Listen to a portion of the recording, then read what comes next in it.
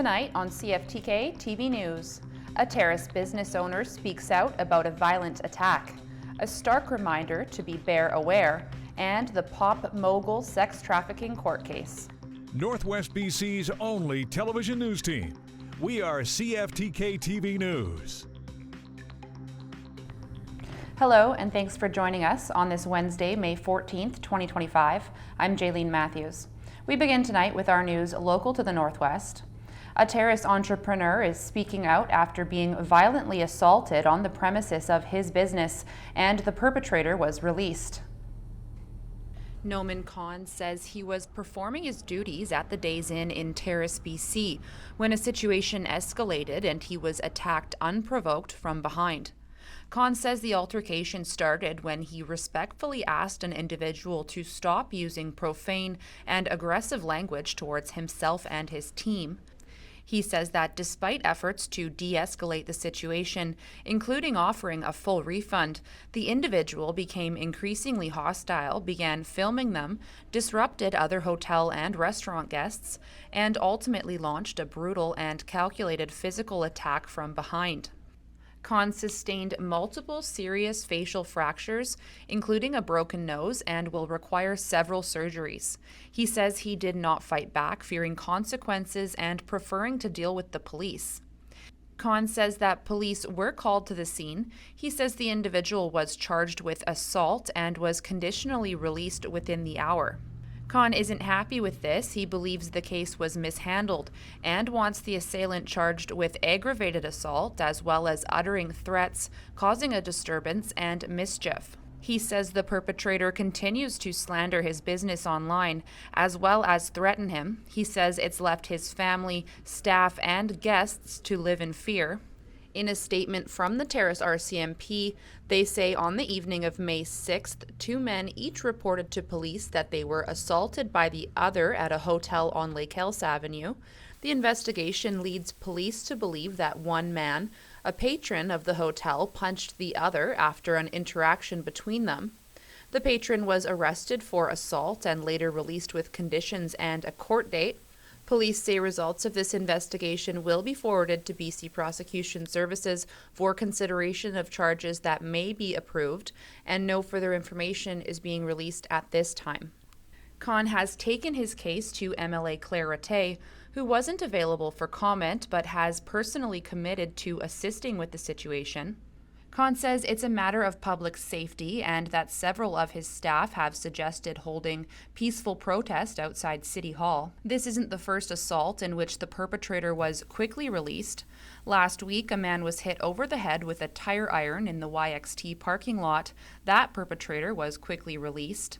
While Khan works on recovery, he says that he understands that justice takes time, but wants to ensure it is served. For CFTK News in Terrace, I'm Jaylene Matthews.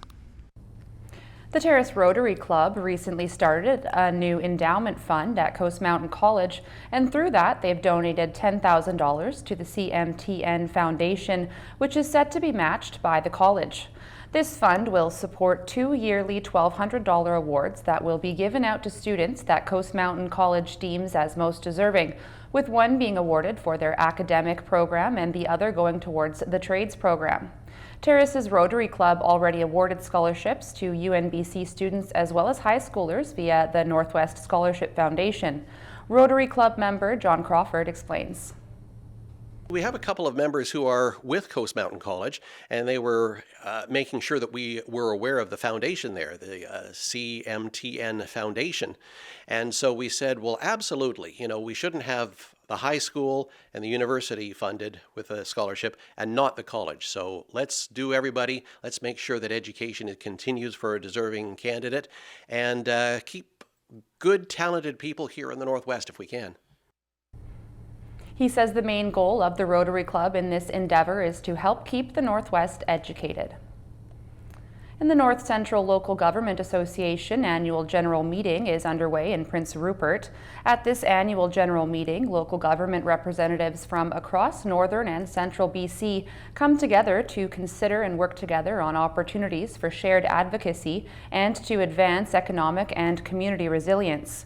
The NCGLA says that this year, key items being discussed include local government impacts of the trade war, legislative reform for regional districts, regional economic investments, and healthcare and mental health supports. And in a recent statement that was made by the North Coast Haida Gwaii MLA Tamara Davidson, it was revealed that applications will now be accepted for a funding program aimed at supporting food security and sovereignty for North Coast Indigenous organizations and communities. The window to apply for funding from the Indigenous Food Security and Sovereignty Program is set to remain open until May 20th. Some local entities that got funding last year included the Gitgat First Nation receiving $250,000 and the Haida Enterprise Corporation gaining $155,500.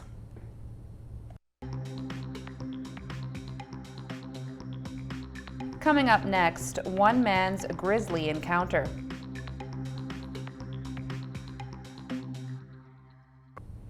As the bears are waking up and coming out of hibernation, one man got a harrowing reminder of bear awareness and safety.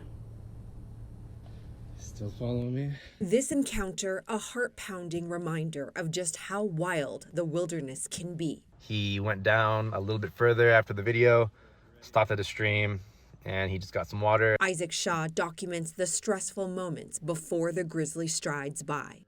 And don't run. The man says he was hiking in Banff National Park when he and the Bruin came face to face. I was like a little unsure what to do. A lot of you guys mentioned that I should have just walked off the trail. Yeah, that would have been a great idea. I was just scared. Parks Canada says these chance encounters are rare, but more likely now that bears are awakening from their long winter slumber. In Regina, this black bear was spotted exploring the campus grounds, but eventually chased off. I was afraid that somebody would come out of their dorm or a student walking through the U of R would run into this bear. This is a time of year when we see younger dispersing bears traveling fairly large distances at times, and those can be the bears that get into trouble. With more bears out, the province of Saskatchewan and Parks Canada issued notices about bear safety. One expert reminding people what to do. Talk in a calm voice, face the bear, back away if the bear is approaching. Always have that spray ready to go for sure. Most importantly, be prepared to use it. And while these strategies are important to know when face-to-face with one of these, Gotta remain calm. Parks Canada says your best play is to avoid a bear altogether.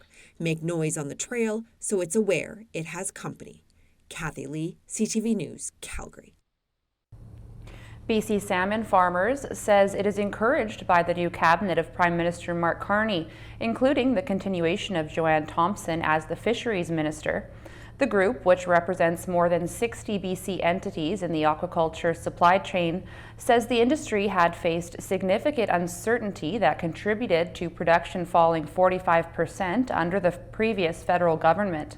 The association says it is looking for federal officials to rescind a ban on marine net pens for fish farming by 2029. The issue has been contested by Indigenous communities on both sides, with those involved in salmon farming opposing the ban, while others have lobbied Ottawa to phase out the practice of net pen farming for wild salmon protection. And the new cabinet appointed by Prime Minister Mark Carney saw some shuffling of positions and introduced a few new faces. Here's CTV's Judy Trin. 28 cabinet ministers handpicked by Prime Minister Mark Carney to fight a trade war instigated by the American president. Canadians elected this new government with a strong mandate to define a new economic and security relationship with the United States. Dominic LeBlanc keeps the key U.S.-Canada trade portfolio. François-Philippe Champagne stays at finance. But it's not just Donald Trump looming over Carney's choices. The Prime Minister needed to distance himself from Justin Trudeau. Only a dozen ministers who served under his predecessor remain inside the inner circle, including Chrystia Freeland, who helped topple Trudeau. This cabinet is smaller and more focused than those of previous governments. It will operate with a commitment to true cabinet government, with everyone expected and empowered to show leadership. I, David Joseph McGuinty. Several experienced ministers are moving up. David McGuinty gets promoted to defense. Anita Anand becomes Minister of Foreign Affairs, while Melanie Joly is shifted to a new role in industry. I don't think any economic portfolio is something that is not top of mind for Canadians. Carney's cabinet also has an equal number of men and women, including Quebec's Mandy Gulmasti, who is the first Indigenous person to lead the Ministry of Indigenous Services. And from the Northwest Territories, his birthplace, Carney has put Rebecca Alty in charge of Crown Indigenous Relations.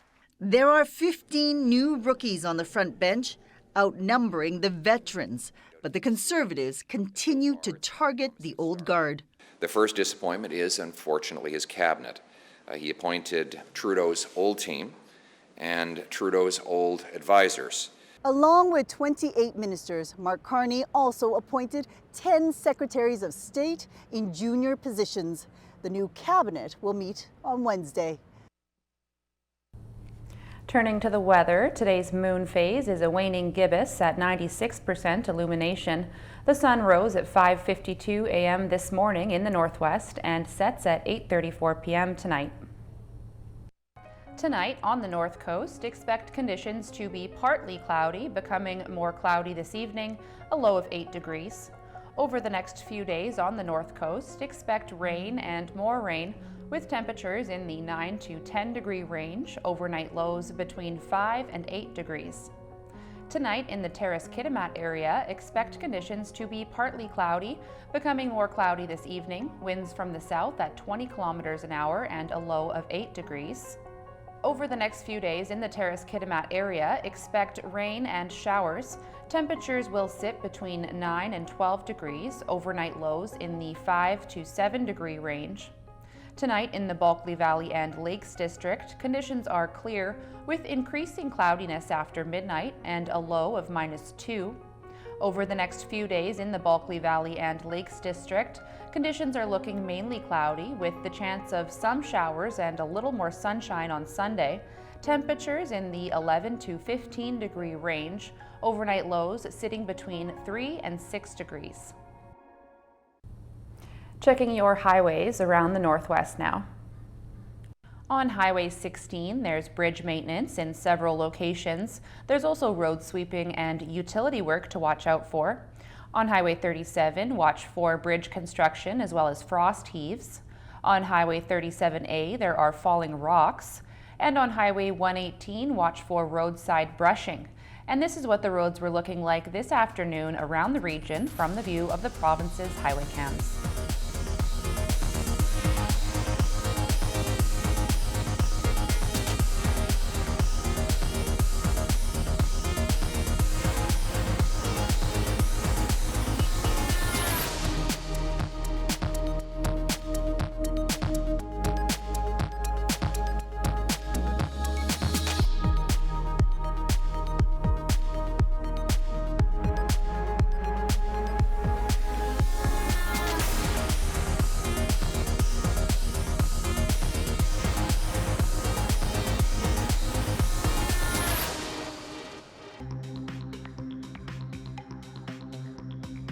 Still to come, one cabinet appointment takes some Conservative heat.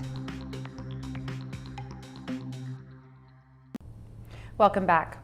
Another gray whale has washed ashore on a BC beach, the second in a week, and this time in the northwest. The Fisheries Department says the whale was spotted on the weekend in Haida Gwaii near Skidegate. The department says a marine mammal response team is coordinating with local First Nations to arrange a necropsy to understand what killed the whale. The first dead whale came up near Tofino on May 6th. And as we know, several of the federal cabinet appointments went to high-profile MPs, one of those being Gregor Robertson, former mayor of Vancouver, becoming the Minister of Housing and Infrastructure. But the appointment comes with a little pushback. Here's CTV's St. John Alexander. Gregor Robertson. A rookie MP, but no stranger to politics, Gregor Robertson was handpicked by the Prime Minister to run in his Vancouver riding. And bear true allegiance to His Majesty King Charles III. Now he's in charge of fulfilling one of Carney's biggest promises, building homes, and lots of them. And I'm thrilled that he is in the new role. Robertson was tapped, says the PM, because he has the know-how to cut through city red tape and get homes built faster. But few have forgotten when he was mayor of Vancouver, housing hit a crisis moment. The Conservative leader singled him out. Giving Vancouver, his city, the most expensive housing prices in all of North America. Now, Mr. Carney puts this gentleman in charge of housing. Then there was that famous promise. Homelessness must end, and I tell you today that it will end. It didn't. I'm not quite sure he would be the person I would have put into a position like that, given his record in Vancouver. People do forget Robertson used to be an NDP MLA. Many of his former colleagues are praising the appointment and are pleased someone from BC is getting such an important portfolio. Mayors don't determine housing prices, but mayors do bring a wealth of experience, and he's served in this legislature. He's got a good understanding of the housing market in this province. He understands the importance of housing. The federal government's role on housing is quite secondary in many respects. It's mostly focused on providing incentives and funding to provincial and municipal governments who actually do the building and the zoning. So having somebody who has seen the issues from that other side, at least in theory, can lead to good policy. Now, analysts figure his political record will lead to scrutiny and he'll be held to a higher standard. That's where his experience will prove useful. St. John Alexander, CTV News, Vancouver. Now over to the States, where President Donald Trump continues to shock with his on-again, off-again tariffs and sanctions. Here's the latest. Rolling out a royal welcome from a lavender carpet to Arabian horses, the U.S. president arrived to a lavish welcome in Saudi Arabia. Meeting with Crown Prince Mohammed bin Salman, that U.S. intelligence concluded ordered the murder of Washington Post reporter Jamal Khashoggi in 2018. But these two leaders couldn't be friendlier. He's an incredible man. Known him a long time now. The president told a room of investors he's dropping U.S. sanctions against Syria, a major U.S. foreign policy shift. Why? Because the Crown Prince asked him to. I will be ordering the cessation of sanctions against Syria in order to give them a chance at greatness. Oh, what I do for the Crown Prince. It's a huge boost to a nation crippled by sanctions and civil war, and for the new rebel leader who ousted Syrian dictator Bashar al-Assad. What didn't go over too well? Asking Saudi Arabia to normalize relations with Israel. It's been an amazing thing, the Abraham Accords, and it's my fervent hope, wish, and even my dream that we'll soon be joining the Abraham Accords. Given the grinding war in Gaza, the ask landed with a thud. Trump Tower. In a region key to the Trump family's financial interests, from luxury skyscrapers to golf courses, the president also here touting new deals. The U.S. agreeing to sell weapons worth $142 billion to Saudi Arabia in return for a promise to invest billions in America. The president meets with the new Syrian leader tomorrow before making his way to Qatar as Trump faces backlash at home for accepting their gift of a luxury jet. Turning to the markets now, Canada's main stock index made modest gains while U.S. markets were mixed as investors weighed what might come next in trade disputes. The Canadian dollar rose slightly. The price of gold dropped $59.50. Oil dropped 52 cents, natural gas dropped 16 cents, and aluminum had no change. In Toronto, the TSX rose almost 76 points. The Venture Index dropped 7 points. In New York, the Nasdaq rose almost 137 points, and the Dow Jones dropped by 89. Still ahead, Cassie takes the stand in the Sean Diddy Combs trial. The owners of an ostrich farm in southeastern BC have lost their federal court fight to keep the animals alive. The farm was infected with avian flu last year, and the Canadian Food Inspection Agency ordered that about 400 of the animals be culled, just like 8 million other birds in the province since the start of the outbreak in 2022. A judge ruled that while he has considerable sympathy for the family's dedication to raising the flock, he won't counter the ruling by the inspection agency. Now to the criminal trial of fallen from grace hip-hop star Sean Diddy Combs.